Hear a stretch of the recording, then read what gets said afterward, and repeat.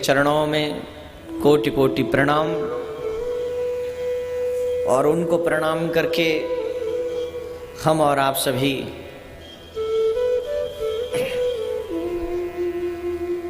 श्रीमद् भागवत भय मुक्त करने वाली कथा है। जीवन में सबसे बड़ा भय क्या है? मृत्यु का। सब लोग डरते हैं वो मृत्यु से। सबको चाहिए दीर्घ आयु।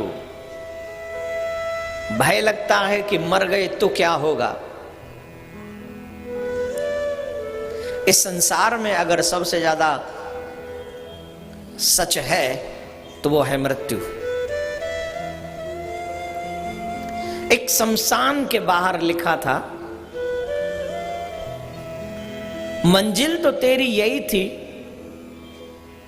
मंजिल तो तेरी यही थी, पर उम्र बीत गई आते आते।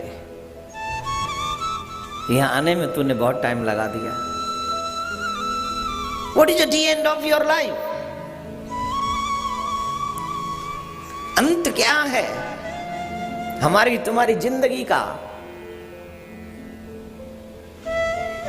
हमारा तुम्हारा होगा क्या?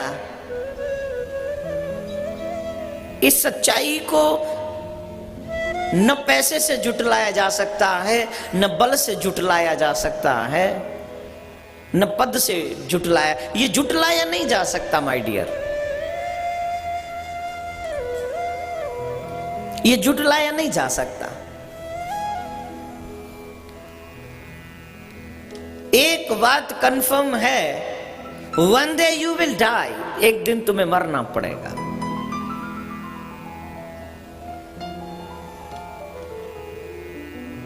I don't know कि वो दिन कब आ जाए। You don't know वो दिन कब आ जाए। बहुत से लोग हैं नासमझी में ऐसा कर बैठते हैं जो उन्हें करना उचित नहीं है, लेकिन फिर भी वो कर बैठते हैं। क्यों? क्योंकि वो धर्म की परिभाषा को ढंग से समझते नहीं जान पाते हैं धर्म किसको कहते हैं। ये आरती कर लेना, मंदिर में चले जाना, इवन कथा भी सुन लेना, क्या ये धर्म है? ये तो तुम्हारा कर्म है। धर्म क्या है? बोले इसे अपने जीवन में उतारना। जब तुम कहते हो तुम्हें माता च पिता तुम्हें, तो वो सिर्फ कहने के लिए ना हो, वो जीवन में उतर जाए। आरती करते वक्त कहते हो प्रभु मैं किसी का बुरा न करूं, तो वो जीवन में उतर जाए। कथा में बार बार सुनाया जाता है, अगर तुम भला किसी का कर नहीं सकते, बुरा किसी का मत करना, तो बुरा हो न जाए। एक व्यक्ति अभी मेरे पास में आए, जिनके कोई औलाद नहीं, अच्छी खासी संपत्ति है। कहने लगे महाराज हम तो एक ही बात को लेके रोते हैं। मैंने किस बात को लेके? बोले जब हम मर जाएंगे तो हमारे रिश्तेदार बहुत रोएंगे, लड़ेंगे आपस में। मैंने कहा क्यों लड़ेंगे? बोले इस संपत्ति को लेके लड़ेंगे, इसका क्या करें हम?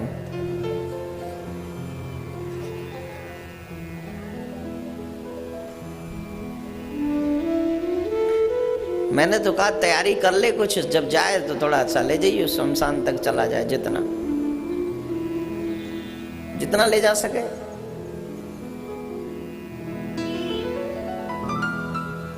बोल नहीं जाएगा। नहीं जाएगा तो जिसने तुझे दिया है उसी के नाम पे कुछ अच्छा कर जा, जितना तुझे अच्छा लगे उतना अच्छा कर जा। और मैं वादा करता हूं, मेरा वायदा है तुम्हारे साथ, तब तुम नहीं कहोगे कि इन्हें साथ नहीं जाएगा, तब वो तुम्हारे साथ जाएगा। ये जो हमारे जजमान बैठे हैं बड़े माइंडेड है। ये साल में इसीलिए खर्चा करते हैं कि कम से कम इतना तो जाए हमारे साथ, और ये जाएगा। जितना भी, अगर आपका भी, अगर मेरा भी, अगर यहां आने में मेरा भी 1 रुपया लगा है, तो वो मेरे साथ जाएगा, क्योंकि मैं यहाँ कथा करने आया हूं। आपका यहाँ कथा पंडाल तक आने में अगर आपका किराया, पेट्रोल, डीजल जो भी लगा है वो आपके साथ जाएगा। क्यों? आपका लक्ष्य यहाँ कथा सुनने आना है। तेरा तुझको अर्पण, ये सिर्फ बोलने के लिए न रह जाए, ये जीवन में उतर जाए, तब होगा सच्चा प्रणाम। प्रणाम का मतलब होता है नमन, नमन का मतलब होता है नतमस्तक, नतमस्तक का मतलब है पूर्णतः समर्पण। मेरा मेरा कुछ नहीं, तब होगा नमन।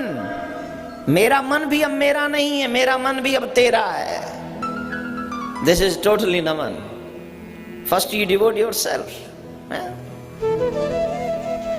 समर्पण करो पहले। हाँ, एक और बात कहना चाहूंगा, समर्पण का भी अभिमान न हो जाए। दिस इज बिगेस्ट प्रॉब्लम कि अगर हम 4 माला भी कर ले तो उन 4 मालाओं का अभिमान हो जाता है। मुझे लगता है कि भगवान भी खुश हो रहा होगा अगर मैं 4 माला नहीं करूं तो भूखा बैठ जाएगा बेचारा भगवान। You are wrong my dear. सबसे पहली बात समझ लो, 1 करो या करोड़ अभिमान मत करना, 0% भी।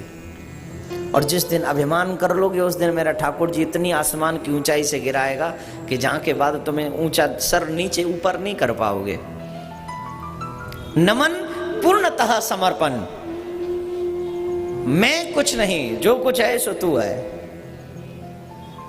और ये चीजें हम में आएंगी, जब हम में आ जाएंगी तो हमारे बच्चों में। अभी कितनी अच्छी बात है, महात्मा जी कह गए, स्वामी जी कह रहे थे, बड़ी अच्छी बात कि देश की तरक्की हुई है या देश का विनाश। कई मानों में हमारे लीडर लोग कहते हैं कि देश की तरक्की हुई है, लेकिन आप कभी सोचा है कि इस तरक्की के साथ हमारा विनाश भी हुआ है? हमारे विचारों का पतन हुआ है, हमारे चरित्र का पतन हुआ है। हर एक व्यक्ति अपनी में जिंदा है। क्यों? पहले किसी के पास 100 रुपए नहीं होते थे, अब सबके जेब में 1 लाख रुपए तो है ही है। हिंदुस्तान में ऐसे बहुत कम लोग होंगे जिनके नाम पे 1 लाख की प्रॉपर्टी या पैसा ना हो, तो वो 1 लाख रुपए का तो अभिमान है ही है कि नहीं? मेरे पापा ये हैं, मेरा भाई ये है, मेरा बापू ये है, मेरा है ये है, इसका तो अभिमान है ही। तो ये अभिमान भी हमें भगवान से दूर कर रहा है। इसलिए मैंने कहा नमन मतलब पूर्णतः समर्पण। मैं तो 0 हूं, 0/0, मुझ में कुछ है ही नहीं, जो कुछ है सो तेरा। मैं चल भी रहा हूं तो तेरी वजह से, मैं बोल भी रहा हूं तो तेरी कृपा से, मैं सुन भी रहा हूं तो तेरी कृपा से, मैं देख भी रहा हूं तो तेरी ये है टोटल समर्पण। और जिस दिन ये हो जाता है जीव का, उस दिन चकाचक आनंद आता है। तब कह सकते हो आनंदमा। जब कोई पूछे केम छो, तब कह सकोगे आनंदमा। अभी आनंदमा नहीं है, अभी तो महाराज बहुत मेंटली डिस्टर्ब है महाराज। जरा बताइए उपाय। तो आइए, भगवान की ये जो कथा है, इसी संदर्भ में एक कथा बहुत अच्छी है।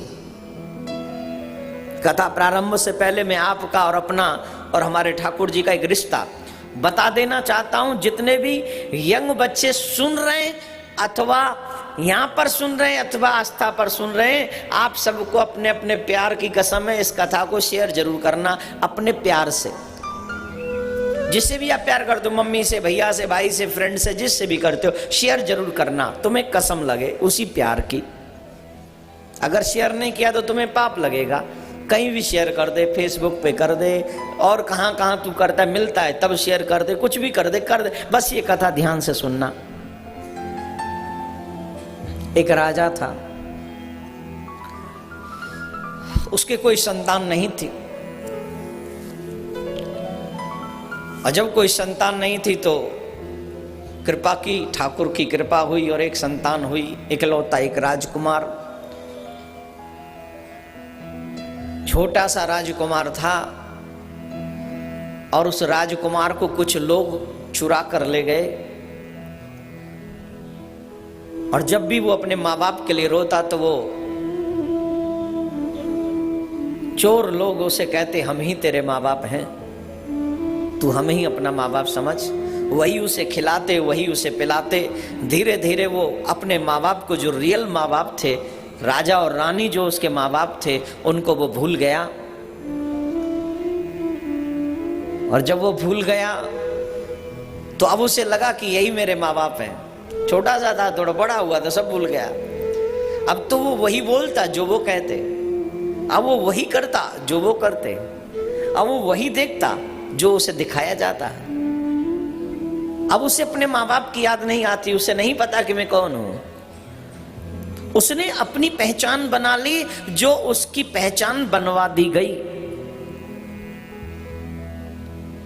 जो उसकी पहचान बनवा दी गई, उसने वो अपनी पहचान मान ली, स्वीकार कर लिया कि हाँ मैं यही हूं। और उसी तरह से वो लाइफ स्टाइल जीने लगा।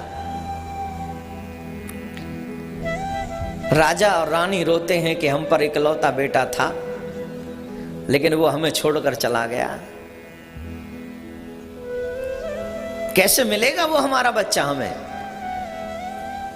कैसे मिलेगा? अचानक से एक तत्वदर्शी महात्मा वहां पहुंचे और महात्मा ने पूछा राजा और रानी से, तुम रोते क्यों हो? तो राजा रानी ने बताया अपना दुख का कारण कि हमारे पुत्र का पता नहीं, कौन ले गया पता नहीं, जिंदा भी है कि मर गया। तो साधु ने अपनी दिव्य दृष्टि से देखकर कहा कि नहीं, अभी तुम्हारा पुत्र जीवित है। लेकिन एक और सच्चाई है कि वो तुम्हें भूल गया। अब उन्हें तुम्हारी याद नहीं आती उसे। अब उसे लगता है कि जिनके साथ वो रहता है वही उनके माँ बाप है। साधु से राजा बोले, रानी बोली, हम आपके बड़े कृपा पात्र हैं होंगे, अगर आप हमें बता दें वो बच्चा कहाँ है। बोले बता भी दूंगा तो क्या वो मानेगा? क्यों? बोले अब वो नहीं मानेगा कि तुम उसके माँ बाप हो। उसे ऐसी पट्टी पढ़ा दी गई है, उसे ऐसे पाठ पढ़ा दिए गए हैं कि वो अब तुम्हें माँ बाप नहीं मानेगा, वो उन्हीं को माँ बाप मानेगा। तो बोले अगर तुम जबरदस्ती लाओगे तो जीवन भर नहीं मानेगा। अगर जबरदस्ती ले आओ और कहो कि हम तुम्हारे माँ बाप हैं तो बिल्कुल नहीं मानेगा। जबरदस्ती थोड़ी कोई माँ बाप बन सकता है या कोई मान लेगा। और राजी से वो आएगा नहीं। बोले तो महाराज क्या करें? बोले तुम चिंता मत करो, हम जाते हैं और पहले हम उसके भ्रम को मिटाएंगे, उसके बाद हम तुम्हारे पास उसे लाएंगे। बोले ठीक है।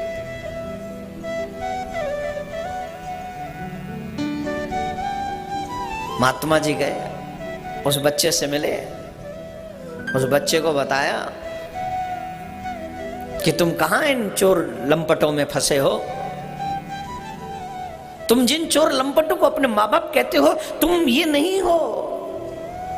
तुम अपने आप को, अपनी पहचान को भूले बैठे हो। तुम अपनी पहचान को पहचानो, तुम कौन हो।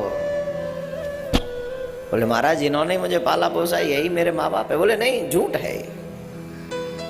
तुम साधारण परिवार के व्यक्तित्व नहीं हो, तुम तो एक राजा के पुत्र हो। तुम्हारी माँ रानी है, वो तड़पती है तुम्हारे लिए, ये तो तुम्हें चोरी करके ले आए हैं। अब वो बच्चे की आंखों से झरझर आंसू बहने लगे और वो उसे पहचान हुई कि मैं राजकुमार हूं, मेरे पिता राजा हैं। इसलिए नहीं, बल्कि इसलिए क्योंकि मैं अपने असली पिता से दूर हूं। वो बच्चा इसलिए तड़प उठा क्योंकि उसने अपनी माँ की ममता से वो वंचित रहा। वो तड़प उठा और बाबा के पांव पकड़ लिए, बाबा मुझे मेरे माँ बाप से मिला दो। बोले ठीक है, चिंता मत कर, चल मेरे साथ।